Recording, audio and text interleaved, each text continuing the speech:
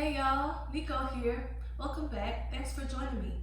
Today I wanted to show you some tips and modifications on how to do Pigeon Pose. Pigeon Pose is a great hip opener.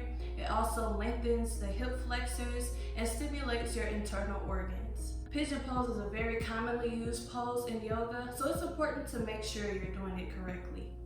So we'll begin by coming into table pose. Just on hands and knees, hands underneath shoulders, knees underneath hips. And let's start on the right side. So what we'll do is take an inhale, extend our right leg back to begin. Now we'll bring our knee forward. Now where you place your knee might depend on your flexibility or what feels comfortable for you. Some people say bring it up to the space in between your hands. Some people say bring it behind your wrist. And some people say bring it on the outside of your hand. I find that for myself, bringing my knee up in between my hands, but still over towards whichever side I'm on. So my right knee is still over towards my right hand. I feel like this is a bit better for me. So then you want to move your right foot towards the outside edge of your mat, towards the left edge. So I'm just walking my foot over towards the left edge of my mat. Now, if you have the flexibility in your hip, ideally your shin is parallel to the front of your mat. I don't quite have that much flexibility there, so I just get as close as I can. This foot is flexed. This back foot, the top of the foot is flat on the mat. And just take a look at that back foot and make sure it's as straight as possible and not sickled. So we're engaged through our shoulders, heart is lifted, and then we want to start to extend this left leg back, just as much as we can. Now the idea here is to keep your hips square with the front of the room, and try not to bear your weight on your leading hip. So you want to stay up on top of the hips. Now that might mean for you that there's a space underneath here. So what you can do is grab a block or grab a blanket or a rolled up towel and just bring it underneath your hips just to give you some support. And we want to make sure our shoulders are engaged. We're not sinking down into the shoulders. Again, lifting through the heart, and you can stay right here. You can also grab a block and use it as support. Remember, you can use a book as well if you need to. Again, just making sure we're staying up on top of the hips. Try not to sink down into our right hip. But if you're comfortable here and you feel okay with doing so, you can start to lower your chest down towards this front leg.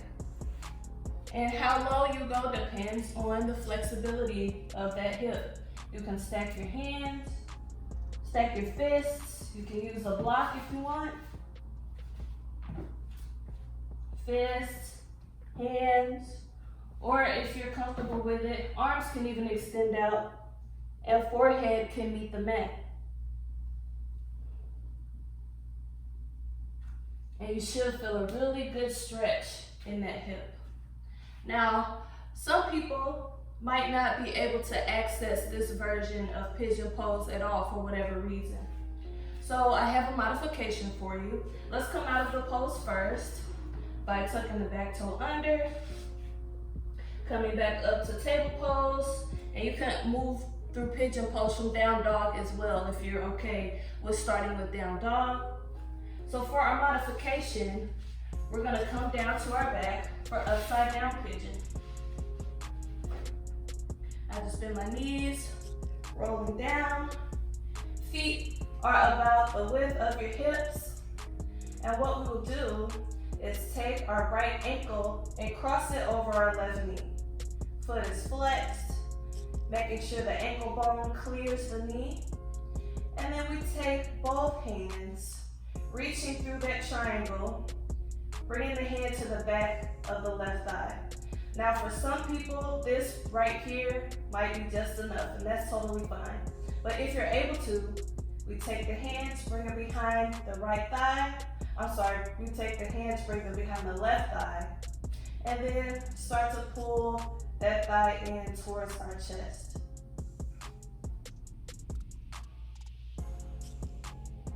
Yeah, keeping that right foot flexed. Upside down pigeon is just as effective as regular pigeon. So just play around with the pose and see what works for you, whether it's upside down pigeon, regular pigeon, seeing where your knee placement goes, and seeing what modifications you need to make as far as using a block or a blanket. Always remember to work within your range and listen to your body. Hopefully these tips help you improve your pigeon pose. If you have any questions, leave a comment down below, and don't forget to like, share, and subscribe to my channel. And thank you for watching. Peace and love.